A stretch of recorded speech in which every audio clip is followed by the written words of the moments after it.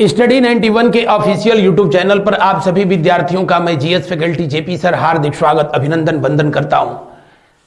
Prelims special का ये special episode और आजकल हम लोग जो है ज्योग्राफी भूगोल के संदर्भ में अध्ययन कर रहे हैं।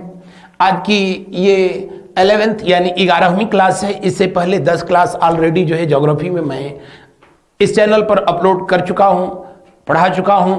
अगर पहली बार इस चैनल को और इस वीडियो को आप देख रहे हैं तो बाकी अन्य क्लास को जो है जरूर वॉच करें। शुरू करें आज के इस सेशन को। आज हम लोग पढ़ेंगे एटमॉस्फेयर यानी वायुमंडल।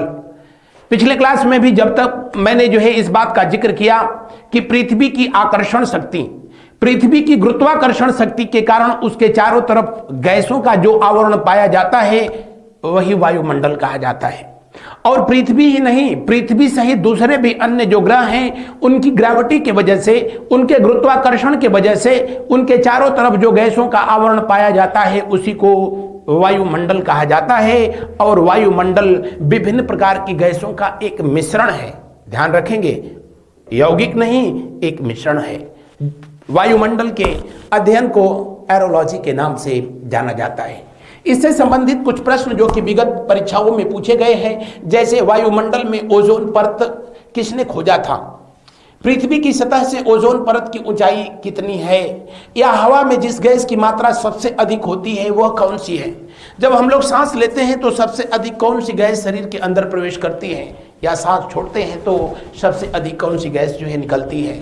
या फिर जो है आपसे पूछा गया कि वायुमंडल में कितनी ऊंचाई तक O2 माने ऑक्सीजन पाई जाती है, कितनी ऊंचाई तक कार्बन डाइऑक्साइड पाई जाती है, या कितनी ऊंचाई तक जो है नाइट्रोजन पाई जाती है। शुरू करते हैं आज के इस सेशन को। और आज का पहला सवाल स्क्रीन पर आए उससे पहले ये सेशन प्रतिदिन आप लोगों को रात 9 बजे स्टडी 91 के ऑफिशियल यूट्यूब चैनल से प्रसारित किया जाता है। शुरू करें आज का ये पहला सवाल आपके स्क्रीन पर। पृथ्वी के धरातल से ऊपर की ओर वायुमंडल के विभिन्न स्तरों का सही अनुक्रम क्या है। वायुमंडल को विभिन्न 5 भागों में बांटने का काम जिस व्यक्ति के द्वारा जो है किया गया, जिनके द्वारा पृथ्वी के वायुमंडल को कितने भागों में बांटा गया, 5 भागों में जो है बांटा गया, उन महानुभाव का जो है नाम था क्या, जॉन पीटरसन। क्या नाम था, जॉन पीटरसन के द्वारा यह काम किया गया था। और पृथ्वी के वायुमंडल को 5 भागों में इनके द्वारा बांटा गया। जो सबसे निचला भाग है जिसको हम लोग क्षोभ मंडल कहते हैं, जो पृथ्वी के बिल्कुल जो है पृथ्वी के धरातल से लगने वाला वायुमंडल का भाग है उसी को क्षोभ मंडल कहते हैं। इसको ट्रोपोस्फियर कहते हैं, ट्रोपोस्फियर कहते हैं। उसके ट्रोपोस्फियर का एक्सटेंशन कहां से कहां तक होता है तो आप कहेंगे कि यह 8 किलोमीटर से लेकर के 18 किलोमीटर की ऊंचाई तक जो है पाया जाता है। पृथ्वी पर क्षोभ मंडल का विस्तार सबसे अधिक अगर पाया जाता है तो इक्वेटर पे पाया जाता है, भूमध्य रेखा पर पाया जाता है, या कह लो आपकी भूमध्य रेखा या विषुवत रेखा पर पाया जाता है। जबकि सबसे कम जो है क्षोभ मंडल का विस्तार ट्रोपोस्फियर जो है सबसे कम ऊंचाई तक जो है दोनों ध्रुवों पर पाई जाती है। उसके पीछे रीजन है कि ध्रुवों पर टेम्परेचर कम होता है और ग्रेविटी भी बहुत अधिक होती है। जबकि इक्वेटर पे क्षोभ मंडल का विस्तार सबसे अधिक 18 किलोमीटर तक होता है। उसके पीछे रीजन टेम्परेचर और ग्रेविटी होती है, क्योंकि इक्वेटर पे ग्रेविटी जो है बहुत कम होती है। मिनिमम जो ग्रेविटी होती है, जी की वैल्यू मिनिमम जो होती है वो इक्वेटर पे ही होती है, जबकि टेम्परेचर मैक्सिमम होता है। और टेम्परेचर मैक्सिमम होगा तो जाहिर सी बात है गैसें गर्म होने के बाद अधिक ऊंचाई तक उठेंगी, और उठेंगी इसका मतलब कि उसका विस्तार जो है अधिक होगा। जबकि ध्रुवों पर टेम्परेचर कम होता है तो गैसें ठंडे होकर के कंडेंस होकर के नीचे की तरफ आती हैं। क्षोभ मंडल का विस्तार 8 से 18 किलोमीटर की ऊंचाई तक। समताप मंडल वह मंडल है जहां की सर्वत्र तापमान बराबर होता है और ये 18 से 50 किलोमीटर की हाइट तक जो है पाया जाता है। उसके बाद आयन मंडल शब्द है, क्षमा चाहूंगा, आयन मंडल शब्द जो है ये 50 से जो है करीब 80 किलोमीटर की ऊंचाई तक पाया जाता है। आयन मंडल मध्य मंडल 50 से 80 किलोमीटर की ऊंचाई तक पाया जाता है। उसके बाद जो है आयन मंडल का नंबर आता है, आयनोस्फीयर जो है आता है। तो आप अगर जो है देखेंगे इसको, तो यहाँ तो सिर्फ जो है 4 का नाम वैसे ऑप्शन में दिया है, यहाँ पर आप जो है देख सकते हैं। यहाँ पर जो है अगर जो है ये पृथ्वी की सतह है, थोड़ी देर तक के लिए आप मान लें, तो इसके ऊपर जो है सबसे निकटतम जो वायुमंडल की परत पाई जाएगी उसी को ट्रोपोस्फियर कहते हैं, या उसी को क्षोभ मंडल कहते हैं। क्या कहते हैं? क्षोभ मंडल कहते हैं। और क्षोभ मंडल का विस्तार जो है सबसे अधिक, मैंने बताया कि क्षोभ मंडल का विस्तार जो है सबसे सर्वाधिक जो है पाया जाता है तो हमेशा इक्वेटर पे पाया जाएगा। कितना? 18 किलोमीटर तक इसका विस्तार होता है, जबकि जो है दोनों पोल पे क्षोभ मंडल सिर्फ जो है कितने किलोमीटर तक, तो 8 से 10 किलोमीटर तक पाई जाती है। इसके पीछे वजह क्या होता है? मैंने बताया कि इक्वेटर पे टेम्परेचर जो है बहुत कम होता है, -30 के आसपास होता है, इसलिए गैसें जो है ठंडी होकर के कंडेंस होकर के नीचे की ओर जो है आती हैं। यानी यहाँ क्षोभ मंडल की ऊंचाई कम होती है और यहाँ पर जी की वैल्यू भी जो है मैक्सिमम होती है और वो 10 मीटर प्रति सेकंड स्क्वायर होती है। यानी यहाँ पृथ्वी की ग्रेविटी भी अधिक होती है, तो पृथ्वी गुरुत्वाकर्षण शक्ति अधिक है, तो हर एक वस्तु को अपनी तरफ जो है बहुत अधिक बल से जो है खींचेगी। यही वजह है कि दोनों पोल पे क्षोभ मंडल का विस्तार सिर्फ इतना, जबकि जो है इक्वेटर वाले जो बेल्ट होता है, इक्वेटर वाला जो बेल्ट होता है वहां पर ये 18 किलोमीटर की हाइट तक पाई जाती है। और जो यहाँ कंडीशन है यही यहाँ ठीक उल्टा होती है। वायुमंडल का जो सबसे निचली परत है, जैसे जैसे हम लोग ऊपर की तरफ बढ़ेंगे तो 165 मीटर की ऊंचाई पर जाने पर टेम्परेचर 1 डिग्री सेंटीग्रेड जो है क्या हो जाता है? कम हो जाता है। इसी को वायुमंडल का सामान्य ताप ह्रास दर के नाम से जाना जाता है। 165 मीटर की ऊंचाई तक क्षोभ मंडल में टेम्परेचर जो है 1 डिग्री कम होता है, और जैसे जैसे ऊपर की ओर जाएंगे तापमान वैसे वैसे जो है क्या होता जाएगा? कम होता जाएगा। इसीलिए तो पर्वतों के शिखरों पर बर्फ जमी होती है।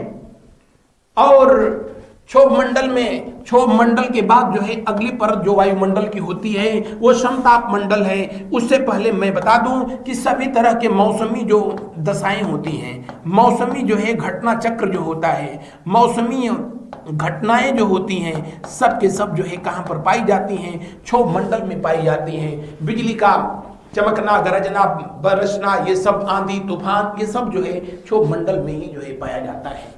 उसके बाद अगला जो लेयर होती है जिसको हम लोग स्ट्रेटोस्फियर कहते हैं या फिर समताप मंडल कहते हैं। क्या कहते हैं? समताप मंडल कहते हैं। यहाँ तापमान सर्वत्र लगभग बराबर होता है, इसलिए समताप मंडल कहते हैं। और समताप मंडल में जब टेम्परेचर हर जगह है तो there is no temperature difference, there is no pressure difference.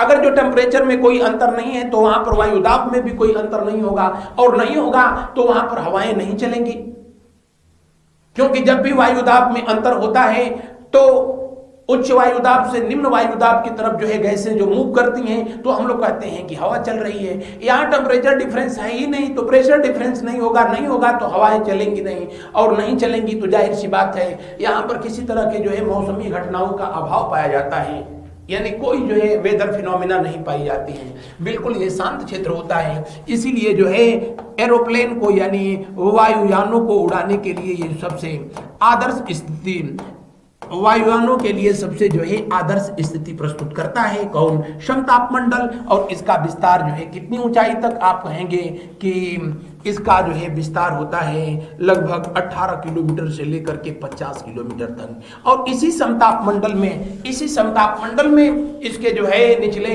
हिस्से में करीब 19 से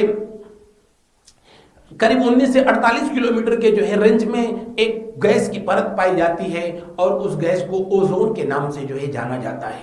तो समताप मंडल में ही ओजोन परत जो है पाई जाती है। कौन सी परत? ओजोन परत जो है पाई जाती है।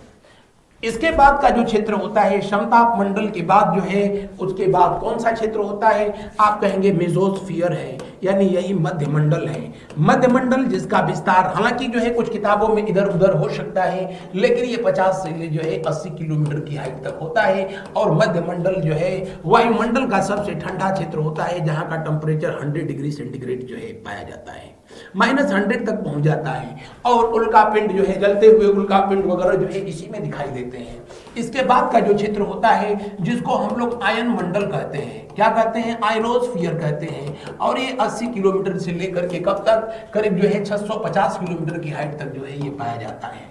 आयनोस्फीयर की वजह से ही रेडियो टेलीविजन में जो है संचार व्यवस्था संभव हो पाता है। और उसके बाद का जो क्षेत्र होता है, जो सबसे बाहरी क्षेत्र होता है, जिसको जो है हम लोग एक्सोस्फीयर या वायुमंडल के नाम से जानते हैं, और इसका विस्तार करीब 650 किलोमीटर से लेकर के 10,000 किलोमीटर तक जो है होता है।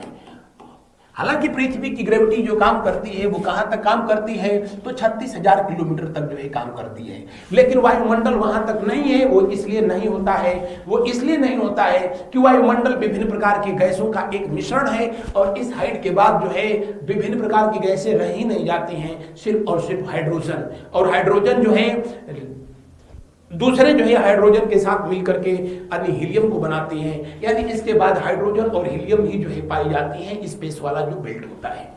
तो सबसे नीचे है कौन सा? क्षोभ मंडल, समताप मंडल, मध्य मंडल, आयन मंडल, और जो है कौन सा? वायुमंडल। तो कौन सा क्रम यहाँ पर जो है सही होगा? आप देख रहे हैं क्षोभ मंडल, समताप मंडल, मध्य मंडल, आयन मंडल, और उसके बाद जो है होगा कौन सा? वायुमंडल। तो दिए हुए प्रश्न के अनुसार जो है कौन सा विकल्प सही है? दिए हुए प्रश्न के अनुसार तीसरा विकल्प सही है। ध्यान रखेंगे इन तीन को, क्षोभ मंडल से लेकर के और मध्य मंडल तक का हिस्सा होता है, इसी को जो है कहा जाता है सममंडल। क्या कहा जाता है? इसको सममंडल के नाम से जो है जाना जाता है, होमोस्फीयर के नाम से जाना जाता है। जबकि इन दोनों को जो है विषम मंडल के नाम से जानते हैं। किस नाम से जानते हैं? विषम मंडल के नाम से जाना जाता है, विषम मंडल के नाम से जाना जाता है। अगला प्रश्न जो है देखिए आप लोग, क्षोभ मंडल में अधिकतर मौसम संबंधी घटनाएं इसलिए होती हैं क्योंकि क्षोभ मंडल में तापमान सदैव अस्थिर रहता है। दूसरा कह रहा है इसमें विद्युत आवेशित कण होते हैं। यह कह रहा है कि यह सूर्य से आने वाली हानिकारक पराबैंगनी किरणों को सोख लेता है। क्षोभ मंडल में नहीं, ये जो है सुविधा होती है समताप मंडल में, और ये काम ओजोन परत जो है करती है, ओजोन परत करती है। चार्ल्स फैब्रिक ने ओजोन परत की जो है सबसे पहले खोज किया था।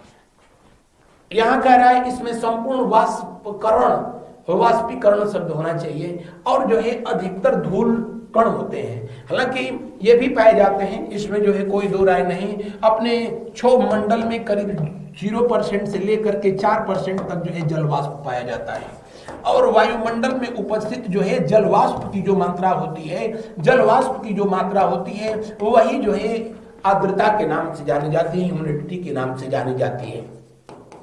जलवाष्प की मात्रा होती है, धूल धुआं के कण भी पाए जाते हैं। लेकिन इसमें मौसमी घटनाओं के होने का सबसे बड़ा वजह इसका जो है तापमान का परिवर्तनशील होना होता है। क्योंकि अगर जो है इस पर 165 मीटर की हाइट पर जो है इसका टेम्परेचर 1 डिग्री कम हो जा रहा है, तो वैसे भी पृथ्वी का औसत तापमान 15 डिग्री सेंटीग्रेड है। यहाँ 15 है तो ये जाकर के यहाँ पर जो है 14 हो जाएगा। अगला 165 पर जाकर के जो है ये 13 डिग्री सेंटीग्रेड हो जाएगा।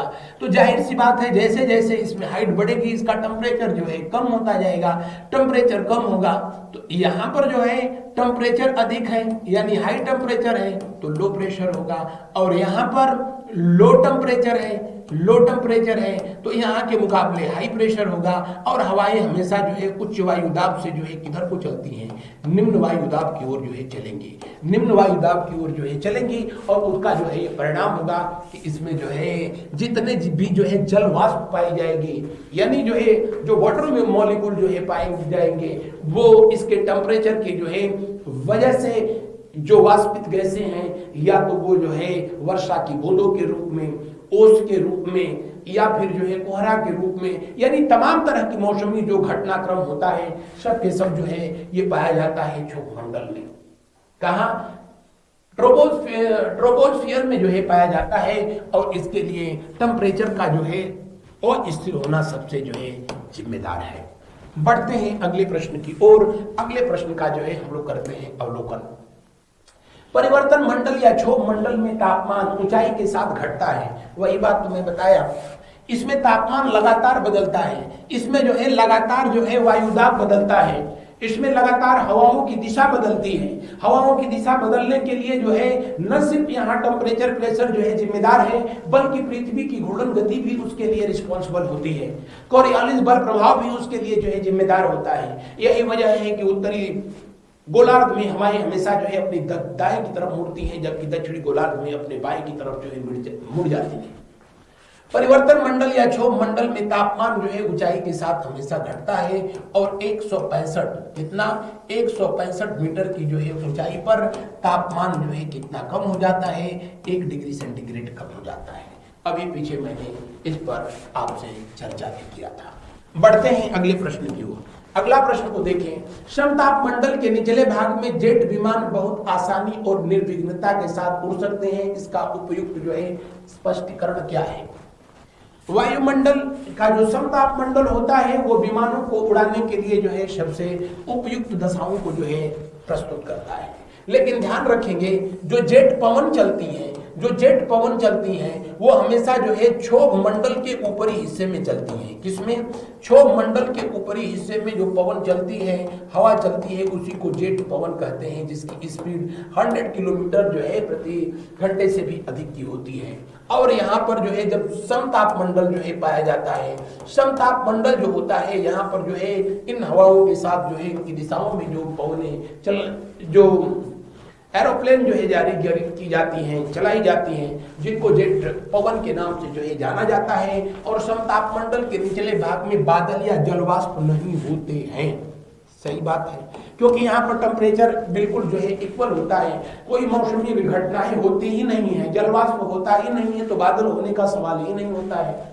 समताप मंडल के निचले भाग में ऊर्ध्वाधर पवन नहीं चलती है, ऊर्ध्वाधर पवन जो है नहीं होती है, किसी तरह का जो है कोई पवन जो है चलती ही नहीं है।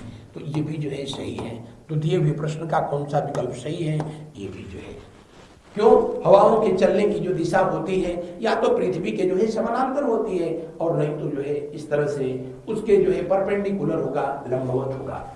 लेकिन यहाँ पर तो कुछ भी नहीं है, इसलिए दिए हुए प्रश्न का जो है दूसरा विकल्प सही है।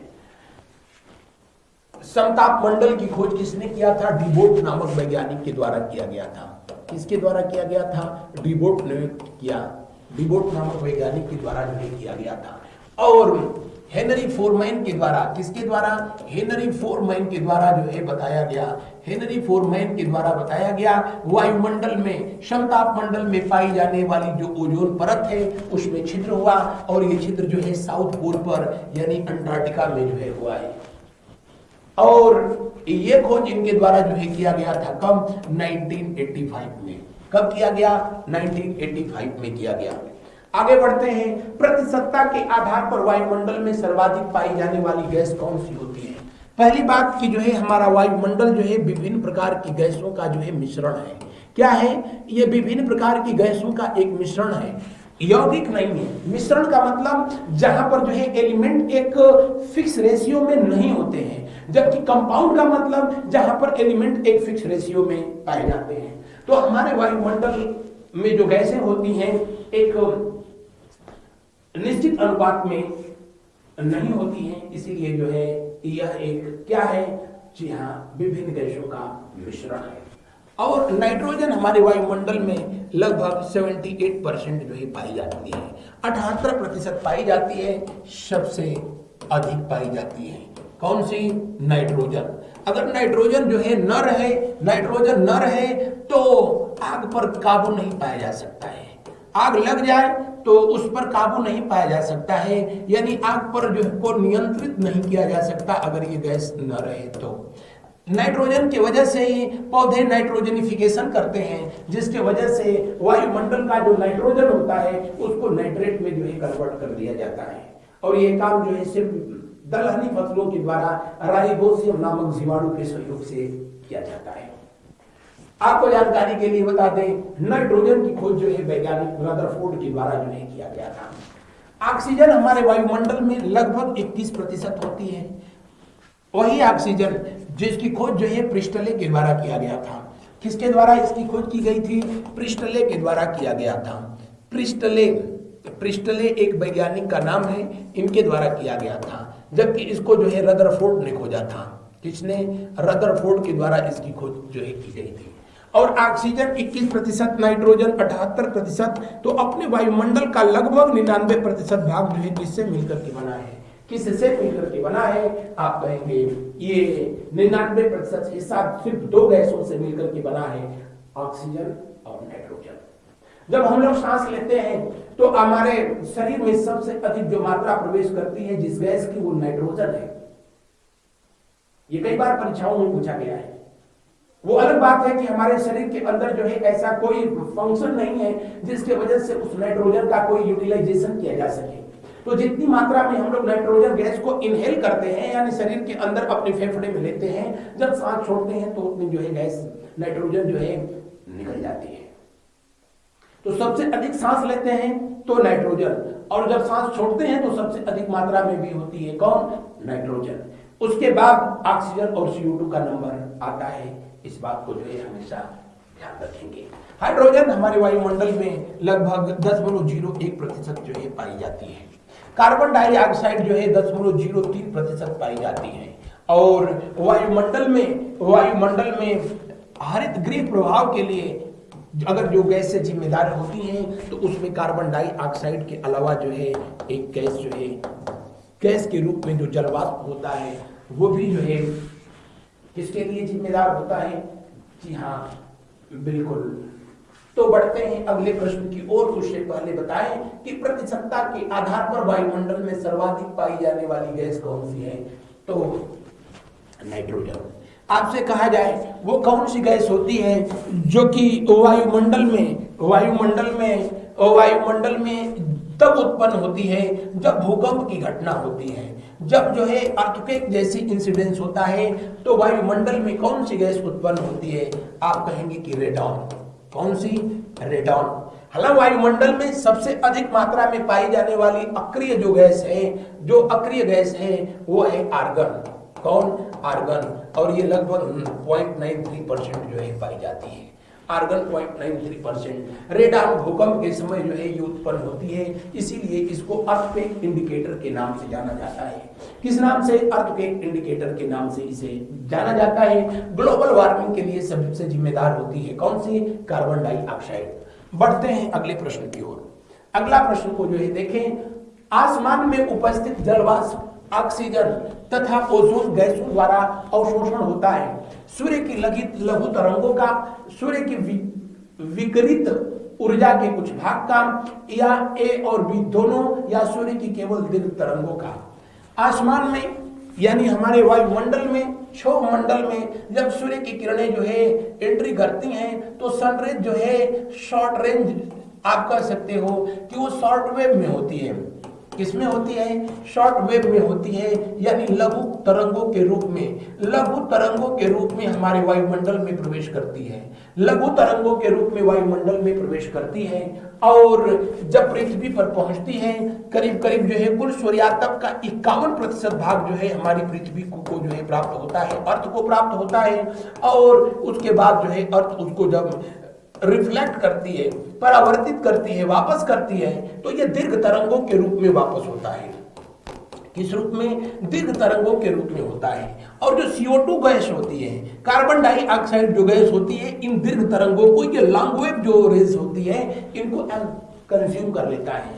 और जो CO2 के मालिक्यूल होते हैं, हालांकि CO2 को गर्म कंबल कहा जाता है, CO2 के वजह से ही एक आप कह लें कि सामान्य ताप जो है हमेशा बना रहा है पृथ्वी का, और लगभग वो 15 डिग्री के आसपास का जो है होता है, 15 डिग्री सेंटीग्रेड का आसपास का होता है।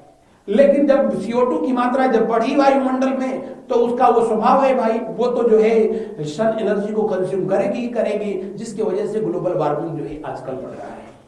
CO2 न रहे तो दिक्कत और है, आवश्यकता से अधिक रहे तो और दिक्कत है। तो ये दीर्घ तरंगों को, जो लॉन्ग वेव है, उसको जो है ये कंज्यूम करती है, जबकि शॉर्ट वेव के रूप में जब जो है ये आती है तो इसको कंज्यूम करने का काम ओजोन जो है करती है। कौन सी? ओजोन। इसीलिए तो जो अल्ट्रावायलेट होती हैं, जो पराबैंगनी किरणें होती हैं, इसको ओजोन के द्वारा जो है सोख लिया जाता है। और ओजोन जो O3 होता है, ऑक्सीजन का ही तो ऑक्साइड है, यानी ये काम ऑक्सीजन में भी जो है होता होगा। जलवाष्प भी ये काम जो है करता है, इसमें भी ये जो है पाया जाता है ऐसी प्रॉपर्टी। तो दिए हुए प्रश्न का कौन सा विकल्प जो है सही है? पहला विकल्प सही है। केवल दीर्घ तरंगों का अवशोषण जो है CO2 करती है, CO2 करती है।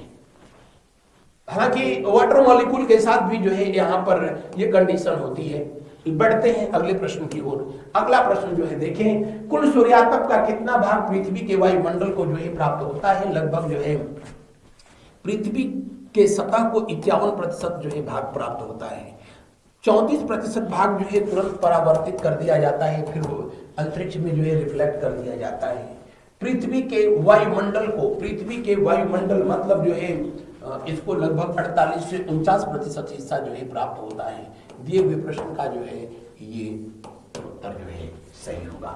बढ़ते हैं अगले प्रश्न की ओर। अगला प्रश्न देखें, पृथ्वी का वायुमंडल निम्नलिखित में से किस मुख्यतः किसके द्वारा तप्त होता है?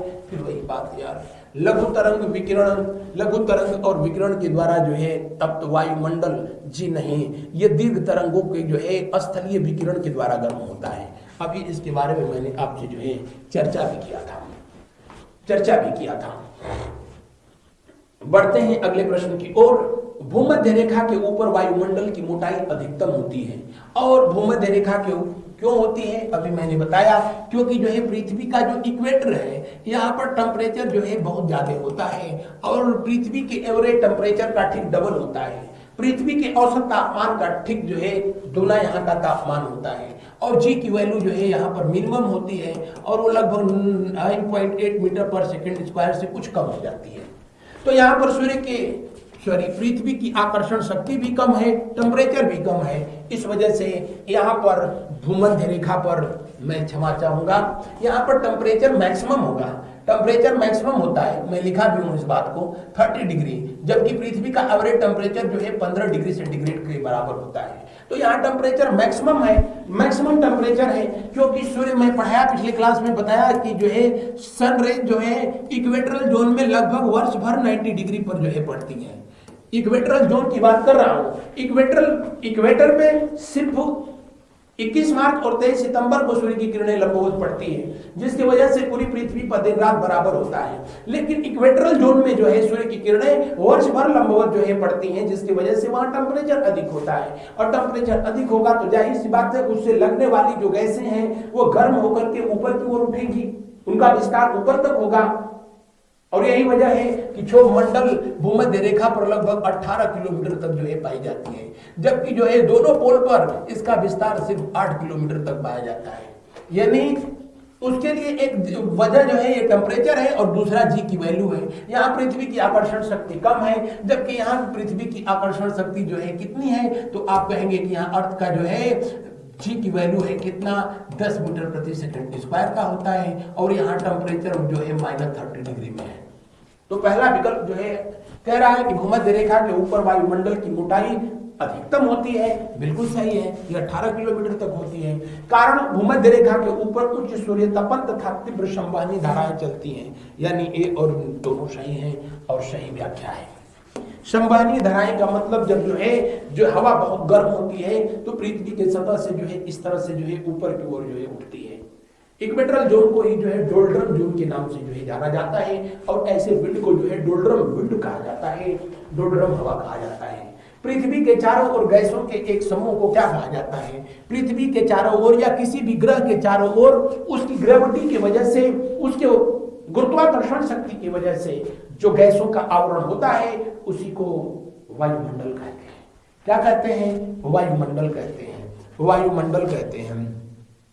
और आपको जो है बता दें कि अपनी पृथ्वी की अगर जो है संरचना की बात किया जाए, पृथ्वी की जो है संरचना की बात किया जाए तो पृथ्वी को विभिन्न भागों में आप बांट सकते हैं। वायुमंडल, वायुमंडल, उसके बाद जो है जीवमंडल, जीवमंडल, उसके बाद जो है स्थलमंडल, स्थलमंडल, और सबके बाद जो है जलमंडल। कौन सा? जलमंडल, जलमंडल। वायुमंडल जिसके बारे में अभी हम लोग जो है चर्चा कर रहे हैं, जीवमंडल के तहत जो है जंतु और वनस्पतियों का हम लोग जो है अध्ययन करते हैं, प्लांट एंड एनिमल जो है स्टडी किए जाते हैं। स्थल मंडल, स्थल मंडल जो है अपने पृथ्वी का स्थल मंडल, जिसको कि जो है हम लोग महाद्वीप के रूप में जानते हैं, जिसके महाद्वीप के रूप में जानते हैं, जिसको हम लोग जो है द्वीप के रूप में जो है जानते हैं। और जलमंडल, जलमंडल में जो है प्रमुख रूप से महासागर है, महासागर है। उसके अलावा आपकी नदियां हैं, झीलें हैं और जो है ग्लेशियर हैं। तो ये सब के सब जो है जलमंडल का जो है हिस्सा है। किसका हिस्सा है? जलमंडल का हिस्सा है। भूमंडल, स्थल मंडल, महाद्वीप, द्वीप, चाहे आप इसको ऐसे भी जो है समझ सकते हैं। स्थल मंडल को जो है कितने भागों में बांटा गया है? तो या तो जो है इसको आप पर्वत, उसके अलावा पठार या फिर मैदान, इस तरह से भी जो है इसे देख सकते हैं। दिए हुए प्रश्न का कौन सा विकल्प सही होगा? तीसरा विकल्प सही होगा। स्टडी ऑफ एटमॉस्फेयर, अपने वायुमंडल के अध्ययन को एरोलॉजी के नाम से जानते हैं। किस नाम से? एरोलॉजी के नाम से जानते हैं।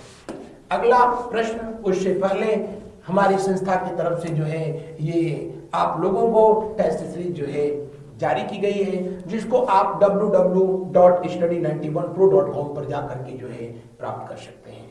ये आप लोग टेस्ट सीरीज को प्राप्त करने के लिए अपने मोबाइल ऐप से इस ऐप को डाउनलोड करके भी वहां से भी रिक्वेस्ट जो है दे सकते हैं। वैसे जो लोग बार बार हमसे जो है रिक्वेस्ट कर रहे थे कि सर हिस्ट्री की कोई जो है आप पेड क्लास जो है लॉन्च करिए, जिसमें आप जो है थियरी पढ़ा रहे हो, तो वो सब घड़ी जो है आ चुकी है। और हिस्ट्री के जो है थ्योरेटिकल क्लास के लिए, डिस्क्रिप्टिव क्लास के लिए आप यहाँ ऊपर दिए हुए नंबरों पर जो है कॉल करके और यहाँ से जो है आप इंफॉर्मेशन जो है प्राप्त कर सकते हैं। उस क्लास को जो है अब शुरू किया जाएगा। निम्नलिखित में से कौन सा वायुमंडल के स्तरों और उनके अभिलक्षणों के सुमेलित सही है? क्षोभ मंडल, क्षोभ मंडल पृथ्वी की सतह की ओर परावर्तित रेडियो तरंग, मौसमी घटनाएं, मौसमी घटनाएं, सारी मौसमी घटनाएं क्षोभ मंडल में पाई जाती हैं। ओजोन परत जो है पाई जाती है समताप मंडल में पाई जाती है। कितना? 19 किलोमीटर, कितना? 19 किलोमीटर से लेकर के 48 किलोमीटर के रेंज में पाई जाती है। क्या? ओजोन परत। आयन मंडल, आयन मंडल पृथ्वी की सतह की ओर परावर्तित करती है रेडियो तरंगों को, जिसकी वजह से पृथ्वी पर जो है, पृथ्वी पर टेलीकम्युनिकेशन या टेलीकास्ट जैसी जो है सर्विसेज जो है संभव हो पाती है। आयन मंडल में ही ध्रुव ज्योति, इसी को जो है अरोरा इंसिडेंस के नाम से जो है जाना जाता है। किस नाम से? अरोरा इंसिडेंस के नाम से जाना जाता है। दरअसल हमारी पृथ्वी एक जो है मैग्नेट की तरह काम करती है। किस तरह से काम करती है? मैग्नेट की तरह से काम करती है। और इसके नॉर्थ पोल और साउथ पोल से जो है मैग्नेट रेज जो है निकलती है। चुंबकीय रेखाएं, चुंबकीय तरंगें उत्पन्न होती हैं। जब उत्तरी ध्रुव पर कॉस्मिक जो रेज होती हैं, उन कॉस्मिक रेज और ये दोनों चुंबकीय रेज आपस में टकराती हैं, तो इसमें जो है बहुत तेजी से आग की लपटें जो है उठती हैं और उसी को अरोरा कहते हैं। यह घटना जब जो है दक्षिणी पोल पर होता है तो इसको ऑस्ट्रियालिस कहते हैं। क्या कहते हैं? ऑस्ट्रियालिस की घटना कहते हैं। और जब उत्तरी जो है ध्रुव पर होता है तो इसे जो है बोरालिस कहते हैं। क्या कहते हैं? इसे बोरालिस के नाम से जो है जाना जाता है। तो दिए हुए प्रश्न में जो है सभी विकल्प सही है, 100% जो है सही है। बढ़ते हैं अगले प्रश्न की ओर। हवा में जिस गैस की मात्रा सबसे अधिक है वह है। अपनी हवा में सबसे अधिक कौन सी गैस की मात्रा होती है? नाइट्रोजन। अपने वायुमंडल में सबसे अधिक यही तो है 78%। ऑक्सीजन लगभग 21%। कार्बन डाइऑक्साइड 0.03% पाई जाती है। हाइड्रोजन 0.01% जो है पाई जाती है। सबसे अधिक जो भारी गैसों में, सॉरी निष्क्रिय गैसों में, अक्रिय गैसों में आर्गन है, आर्गन। और आर्गन जो है 0.93% जो है पाई जाती है। जो टेम्परेरी बेस पर पाई जाती है वो है रेडॉन। रेडॉन जब भूकंप की घटना होती है तब भी कुछ समय के लिए उत्पन्न होती है, अदरवाइज नहीं पाई जाती। दिए हुए प्रश्न में कौन सा विकल्प सही है? दिए हुए प्रश्न में अंतिम विकल्प सही है। नाइट्रोजन जिसकी खोज रदरफोर्ड ने किया, ऑक्सीजन जिसकी खोज जो है किया था प्रिस्टले ने, हाइड्रोजन जिसकी खोज जो है किया था कैवेंडिश ने। CO2 की खोज किसने किया? आप कमेंट करके मुझको बताना।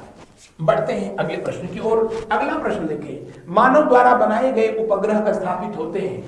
उपग्रह मैं पढ़ाया तो बताया कि जो है सैटेलाइट दो तरह के होते हैं, एक नेचुरल सैटेलाइट होते हैं और दूसरा जो है आर्टिफिशियल सैटेलाइट होते हैं, मैनमेड सैटेलाइट होते हैं।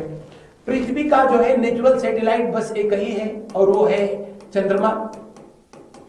चंद्रमा हालांकि इसका जो है संचार में बिल्कुल कहीं भी कोई जो है इस्तेमाल नहीं किया गया है और नहीं जो है हो सकता है, और किसी भी ग्रह पे उसके प्राकृतिक उपग्रहों का कोई इस्तेमाल, किसी तरह का इस्तेमाल टेलीकम्युनिकेशन या टेलीकास्ट जैसी सर्विसेज के लिए नहीं किया जा सकता।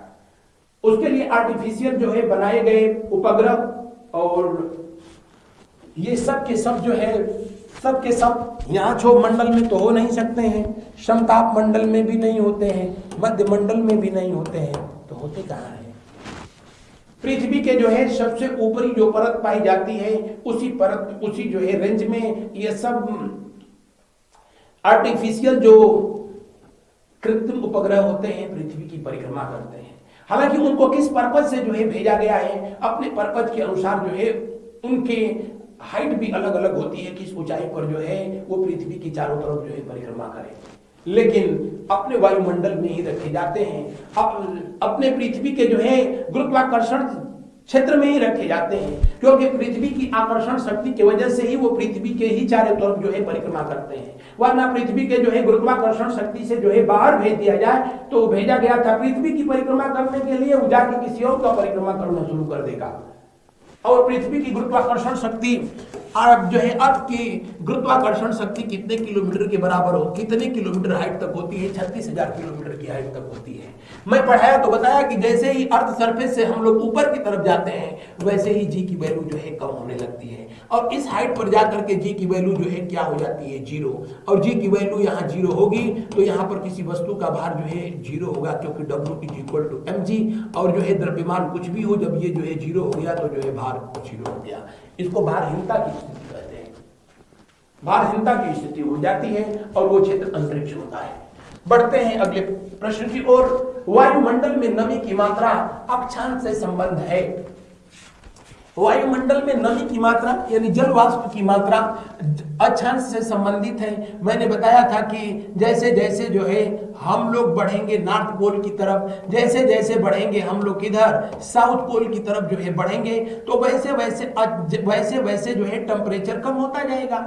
सबसे अधिक टेम्परेचर यही इक्वेटर वाला जो है बेल्ट पर होता है। यानी जैसे जैसे जो है टेम्परेचर कम होगा तो वायुमंडल में नमी की मात्रा भी प्रभावित होगी या नहीं होगी?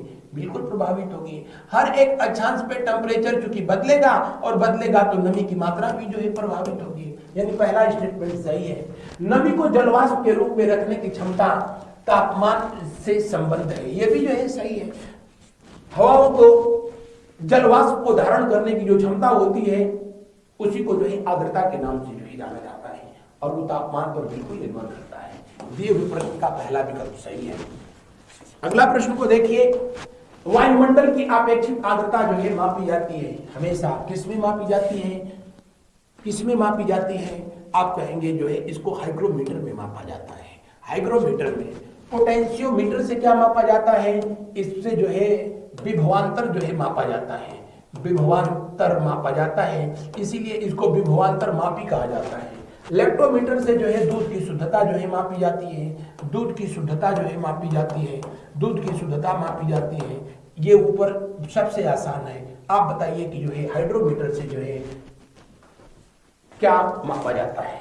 अगला प्रश्न, संघनन का वह रूप जो दृश्यता को न्यूनतम कर देता है। संघनन यानी जलवाष्प का जो है कंडेंस होना। जलवाष्प जो है जो वायुमंडल में अपने जलवाष्प की मात्रा होती है, मैंने बताया कि 0% से लेकर के ये 4 या 5% तक जो है हो सकती है। ये टेम्परेचर पर जो है डिपेंड करता है। और जब जो है अपने वायुमंडल में जलवाष्प की मात्रा बहुत अधिक होती है और टेम्परेचर जो है जो कि कम होता है, तो जाहिर सी बात है वही जलवाष्प संघनित होकर के जो है अपने वायुमंडल में नीचे की तरफ आता है। यानी जाड़े के मौसम में भी आप देखते हो, ये गर्मियों के मौसम में भी अपने वायुमंडल में जलवाष्प है, लेकिन उसको उतने जो है टेम्परेचर कम नहीं मिल रहा है। तो इसलिए जो है वो संघनित नहीं हो रही है। लेकिन अभी दिसंबर के महीने में वो बिल्कुल संघनित होकर के, ठंडा होकर के, और जो है कोहरा के रूप में, ओस की बूंदों के रूप में, पाला के रूप में जो है पृथ्वी पर आ रहा था। उसमें धूल धुआं के कण जो है जब मिल जाते हैं तो वो जो है धुंध के रूप में जो है, और इसे हम लोग इसके वजह से जो है दृश्यता को जो है ये कम कर देता है। बढ़ते हैं अगले प्रश्न की ओर। क्षोभ मंडल की मोटाई विषुवत रेखा पर सर्वाधिक होती है। ये प्रश्न तो जो है रिपीट हो गया। क्षोभ मंडल की ऊंचाई विषुवत रेखा पर सर्वाधिक होती है, ये बिल्कुल सही है। और कितनी होती है? 18 किलोमीटर होती है। विषुवत रेखा के लिए सूर्यातप उच्च और संवहनीय धाराएं हैं, ये दोनों विकल्प जो है सही है। और सॉरी फॉर दैट कि ये क्वेश्चन रिपीट हो गया।